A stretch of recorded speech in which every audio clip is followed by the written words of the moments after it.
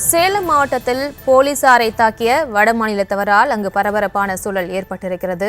சேலம் மாவட்டம் மேட்டூர் அருகே தமிழக மதுவிலக்கு சோதனை சாவடி, அதாவது கர்நாடகா மற்றும் தமிழக இடையே அந்த மதுவிலக்கு சோதனை சாவடியாக அமைந்துள்ளது.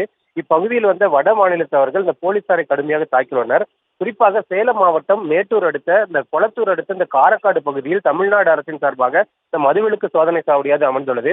குறிப்பாக கர்நாடகா பகுதியிலிருந்து தமிழக எல்லைக்கு வருவர்களே அந்த வாகனங்களை முழுவதும் இந்த போதைப் பொருட்கள் வேறு ஏதேனும் கடத்தி வருகிறார் என்பது குறித்து சோதனை செய்வது வழக்கம். இந்த நிலையில் தமிழக காவல்துறையினர் இந்த மதுவிலக்கு சோதனை சாவடியில் இந்த வட மாநில, குறிப்பாக இந்த உத்தரப்பிரதேச பதிவெண் கொண்ட அந்த ஒரு சொகுசு பேருந்து வந்துள்ளது. அதனை நிறுத்தி தமிழக காவல்துறையினர் சோதனையிட்டுள்ளனர்.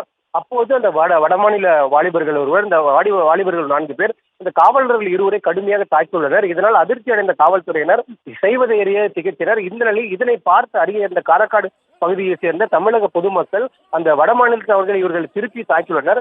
தற்போது இந்த வடமாநில வாலிபர்களை இந்த கொளத்தூர் காவல் நிலையத்தில் அழைத்து வந்து தற்போது விசாரணை மேற்கொண்டு வரும் நிலையில் இந்த வடமாநில வாலிபர்கள் காவல்துறையினை தாக்கிய சம்பவம் பெரும் பரபரப்பை ஏற்படுத்தியுள்ளது.